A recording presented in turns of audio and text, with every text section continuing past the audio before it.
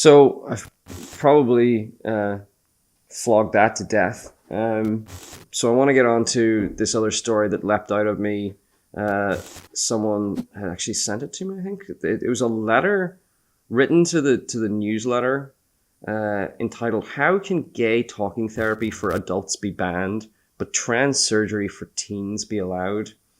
And it was just really, I've seen some bad opinion pieces and I've seen some dodgy letters written into our local newspapers, but this one was bad and dodgy. It was written supposedly by a Doctor Owen Gallagher, who says he's a GP with 20 years experience, who works with some of the most vulnerable people in our society in mental health centers. And the reason that this person was writing into the newsletter was because Colorado has recently become the latest state in the United States of America to ban gay conversion therapy. 17 states in total currently ban the dangerous practice.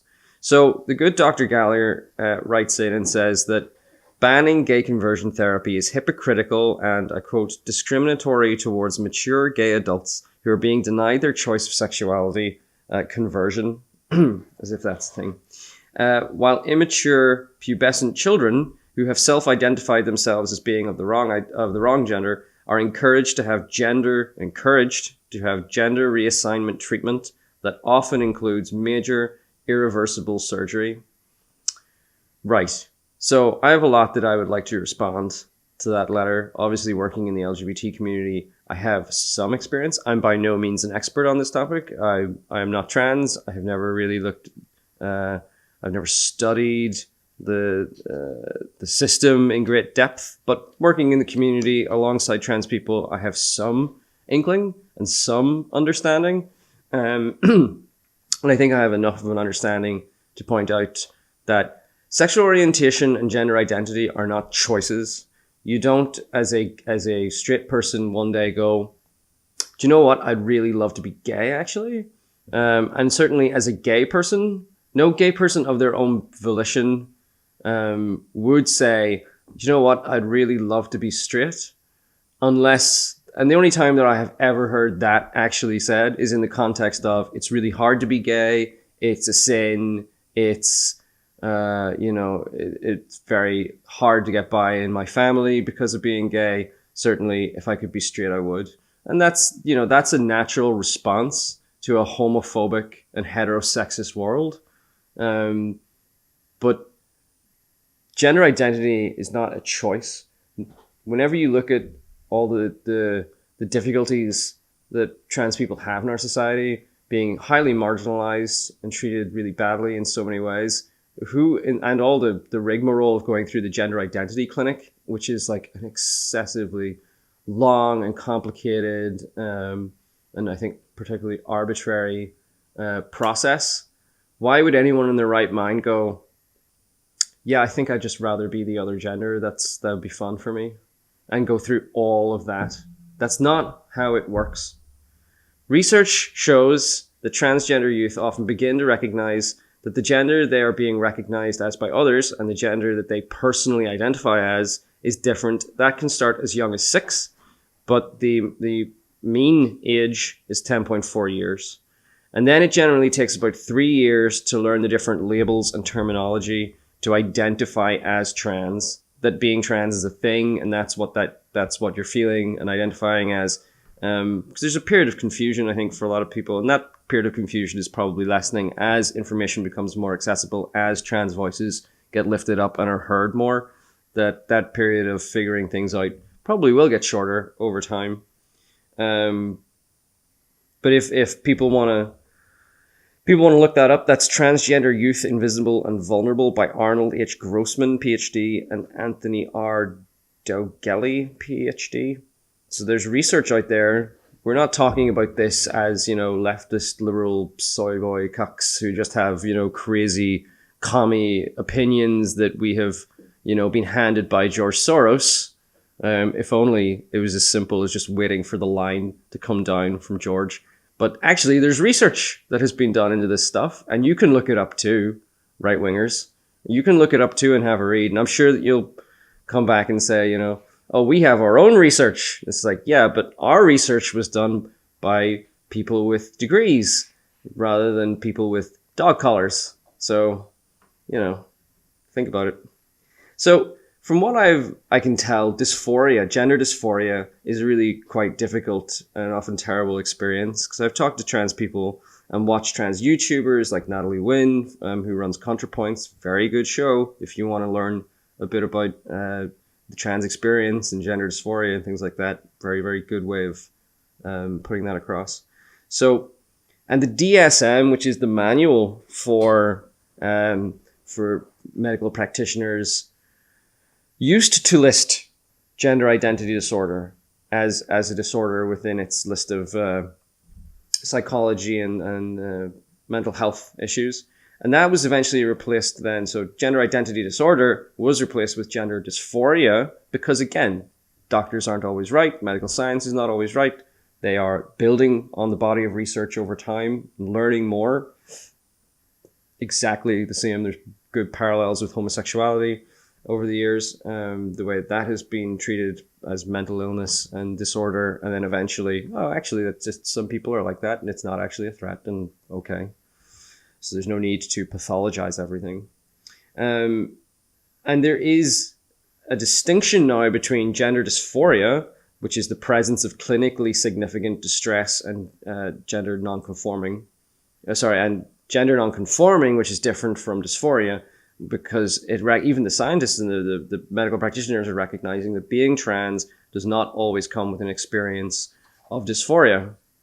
But for those who do experience that dysphoria, it's been shown time and time again that it can be alleviated by treatments and surgeries, be it something as basic as laser hair removal or something like hormone treatment, or yes, indeed, bodily surgery. Now, the doctor says that children, prepubescent young children, are being encouraged to have gender reassignment treatment that often includes major irreversible surgery. In Ireland, you have to be 18 to have any of that kind of surgery. You can be 16 or 17 if you have parental consent, which, that could be iffy. But in the UK, you need to get a court order to get surgery before you're 18. And I'm less familiar with the US system, which you may well be referring to, but it does seem that certain states allow some surgeries before 16 with parental consent. The purpose of that treatment and that therapy is to assist the trans person to embody and reflect how they view themselves and see themselves, to alleviate dysphoria. So it's not, as he wrote in his letter, that there are, medical people out there who are trying to push, or trans activists who are trying to encourage and push people to have surgery. That is a very common anti-trans trope, that these trans activists are bullying kids into having surgeries they don't need and don't want. That's not happening. It legally can't happen here. In Ireland, you need to be 18, as I say, 16, 17 with parental consent. No prepubescent children being pushed by the gay agenda to go get surgeries. For a doctor with 20 years experience, I would expect this man to be able to do a Google search. But apparently he's not capable of doing that. But in any case, he compares the legality of treatment and surgeries and hormone and such treatment for trans people to, and saying, well, if that's allowed, how can people talk about banning gay conversion therapy, or gay talking therapy, as he puts it, which is gross misrepresentation. Gay conversion therapy, as it is called, therapy, right? It is proven time and time again to be about teaching young lesbian, gay, or bisexual people to repress their feelings, not to realign themselves or to be treated to better reflect their beings and their feelings and their thoughts and their emotions. No. That's what the trans treatment does. The anti-gay conversion stuff, which is nonsense, it is the opposite of that. It is designed to make you repress feelings because, and they vary on this. Some say that, some conversion groups will even go so far as to say, look, it's fine. You know, it's fine. You can feel that way. You just can't act on it, right? It's not a bad thing to be gay. It's just bad to be gay with another person in a bedroom. And it's like, okay. So according to a study by the Williams Institute, which works out of the Faculty of Law at UC at Los Angeles, again, academia and research, stuff you can go away and read rather than just picking up whatever your pastor tells you or your far-right politician tells you. So according to that study from UC Los Angeles, 750,000 teenagers in America have received the so-called therapy, and 300,000 more are at risk of being subjected to the practice, which is increasingly being recognized as harmful, including by bodies within the National Health Service in Britain. Tens of thousands of young people will receive this non-treatment, this anti-therapy in the US from a healthcare provider. But many, many more will receive it from a faith leader. And that tells us what we need to know. This is not medicine. This is not science. This is not research. This is religion. And religion and supporting LGBT people don't have a great track record. So gay conversion centers in America have literally had children die in their care from abuse and neglect and malnourishment.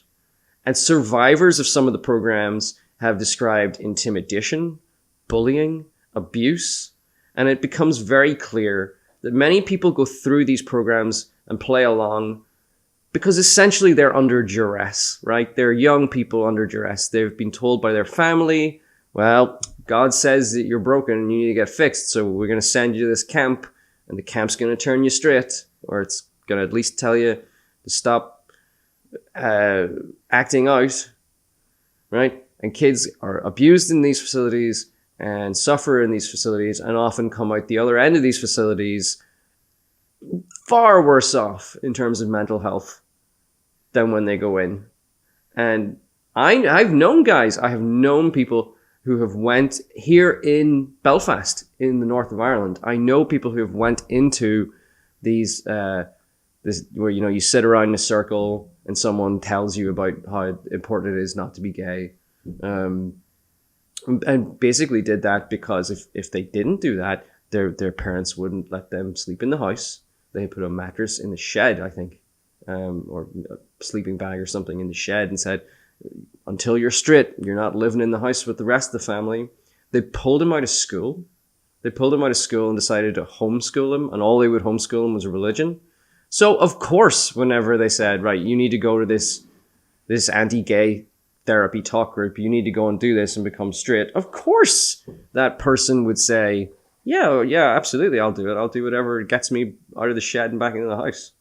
So this is not medical treatment. It's phony treatment and therapy. And if you look at the number of people who go through it and come out the other end worse for wear, people who have went through it and people who have actually run anti-gay groups have actually turned around and went on to lead groups protesting the anti-gay groups, which is just, you know, it shows you how bad it is. I don't think anyone has done it the other way, where they've, you know, they used to be gay and now they're like passionately anti-gay. I don't know how that argument could be constructed. There may be one or two, but there are certainly not in any number. But the number of people who have went through this anti-gay therapy and turned around and said, actually, as adults, like, I'm going to protest that. I'm going to say that's wrong. What they did to me was wrong. That was abuse. That's really high. That's really high. And also, you just need to look at the number of people who preach this stuff. You know, God says gays are evil. You have to be cured. You have to be fixed. And who then later go on to get caught in bed with another man or a rent boy or, you know, whatever. Like, come on. It's so common that it's almost farcical. So can we all just be real for a second with each other? So this doctor comparing gender realignment surgery with gay conversion therapy and drawing an equivalency and saying, well, you can't ban one and allow the other. It's a false equivalence. It's misrepresenting key research that's out there, and it's writing in such a way to cause a reaction and inflame public ignorance and reaction kids, little prepubescent kids, are being encouraged to go get, surgery that can't be fixed. It's just nonsense.